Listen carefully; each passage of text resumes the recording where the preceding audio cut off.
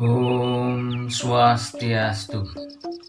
Umat Sedharma, semoga dalam keadaan sehat dan berbahagia. Pada kesempatan ini saya ingin menyampaikan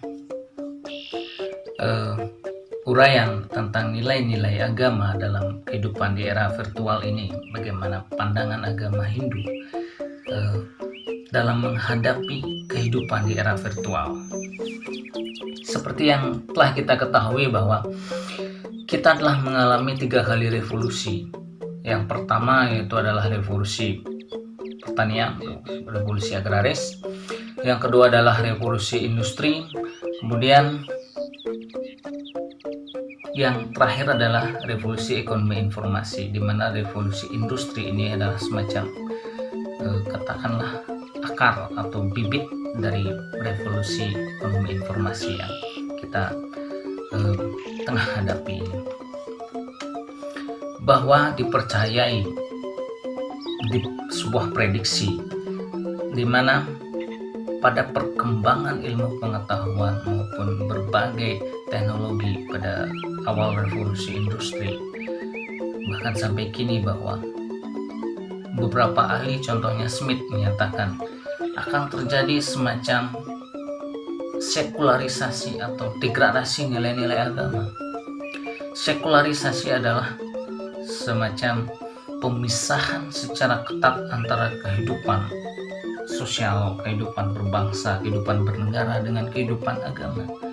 Bahwa kehidupan agama itu akan menjadi semacam kehidupan yang lebih privat, tidak tampil di depan publik. Degradasi nilai-nilai agama adalah semacam penurunan, bahkan mungkin bisa dikatakan penyangkalan terhadap nilai-nilai agama. Namun bisa kita lihat dalam konteks keindonesiaan, bahkan lebih mengerucut lagi dalam masyarakat Hindu Bali. Bisa dikatakan bahwa tesis mengenai sekularisasi dan degradasi nilai-nilai agama dapat kita negasikan. Masyarakat Hindu Bali sangat kental terhadap agama, berbaur dengan budayanya. Falsafah bangsa ini adalah termaktub juga dalam sebuah kitab suci agama. Jadi tentang Bhinneka Tunggal Ika itu tercantum dalam sebuah kitab suci. Jadi ada nilai agama di dalamnya. Jadi melihat itu, betul kata Robertson bahwa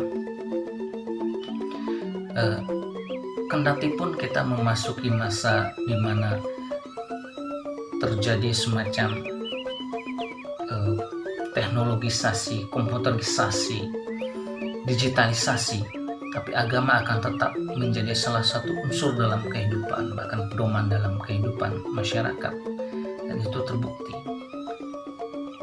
bahwa melihat studi-studi agama dewasa ini dapat dicermati bahwa paling tidak dalam memahami agama dapat dilihat dari 2 pendekatan. Yang pertama adalah pendekatan antroposentris.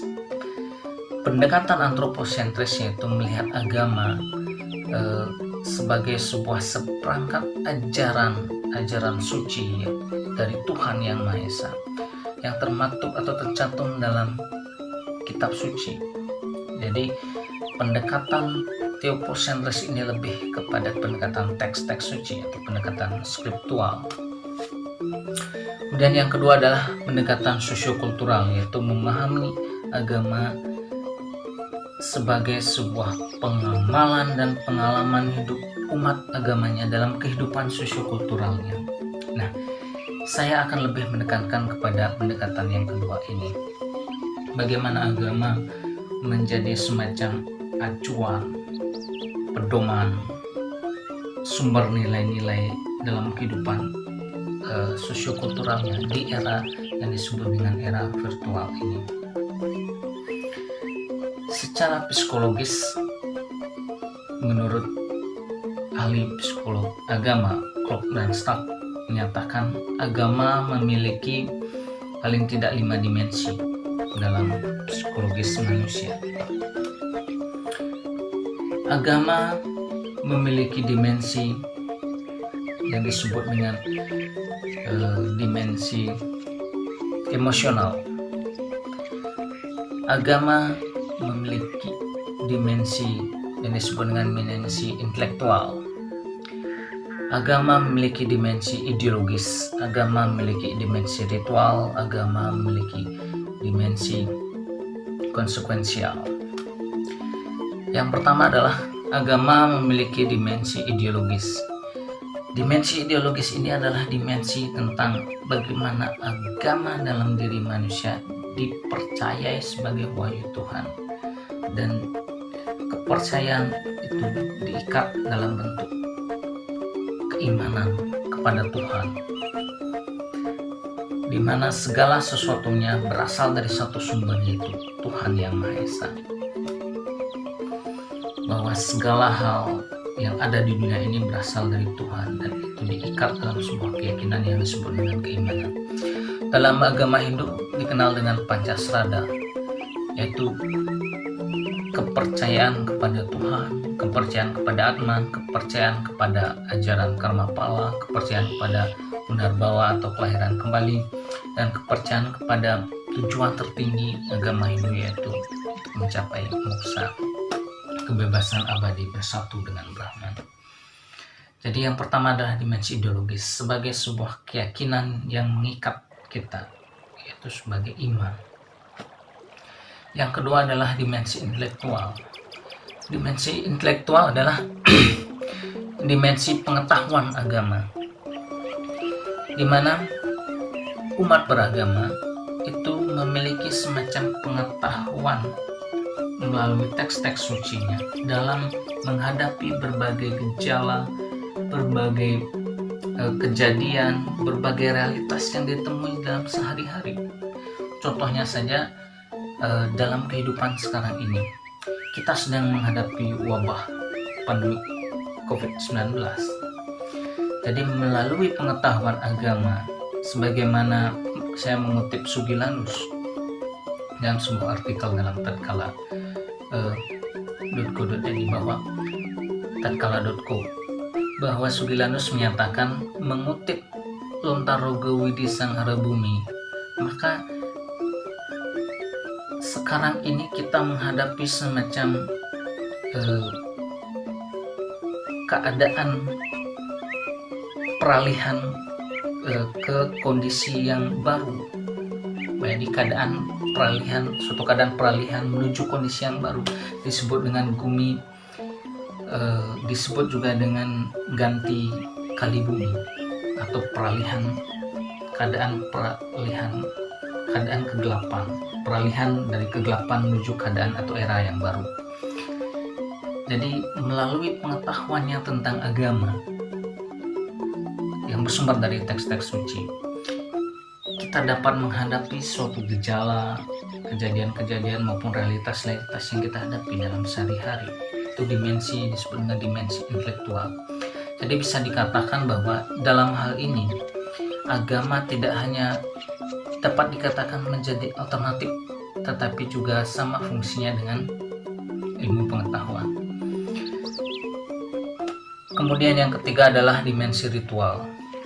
Ritual merupakan salah satu aktivitas simbolik dalam memuja keagungan Tuhan, dalam memuja berbagai manifestasi Tuhan, dalam memuja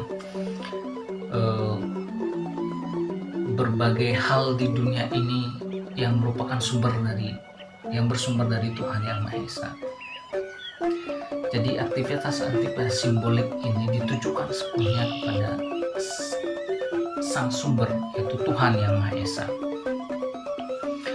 Kemudian dimensi yang ketiga adalah dimensi eksperimensial, atau bisa disebut juga dimensi emosional, bahwa dengan mengikuti ritual-ritual tertentu, baik itu yang bersifat keseharian, berdoa, sembahyang, maupun ritual yang sifatnya insidental atau ritual yang sifatnya reguler tertentu, hari-hari tertentu yang telah ditentukan, hari-hari baik, kita meningkatkan diri, meningkatkan ketaatan terhadap Tuhan, kita menjadi semacam masyarakat yang atau orang yang lebih patuh, menjadi orang yang lebih berbakti. Ada suatu keadaan emosional dalam diri yang meningkat setelah mengikuti ritual-ritual tersebut, setelah mengikuti sakramen tertentu. Kita menjadi lebih taat, lebih merasa blessing, teranugerahi, lebih merasa bersih, suci, dan lain sebagainya. Itu gejala emosional yang ada ketika kita menghadapi berbagai ritual. Itu adalah dimensi eksperimensial. Kemudian yang terakhir adalah dimensi konsekuensial, bahwa dengan kita beragama, dengan kita menganut kepercayaan tertentu, kita memiliki semacam pandangan terhadap bagaimana menghadapi orang lain, bagaimana kita bersikap secara sosial, bagaimana kita memandang suatu keadaan tertentu, merespon dalam keadaan tertentu. Kemudian bagaimana kita melihat suatu kejadian tertentu, kemudian merespon kejadian itu disebut dengan konsekuensial. Jadi bagaimana pengamalan kita beragama di kehidupan sehari-hari dari sudut pandang agama yang kita anut. Kelima dimensi ini ada dalam psikologi manusia, ada dalam psikologi kita sebagai umat beragama yang mengukuhkan agama dalam psikologis kita.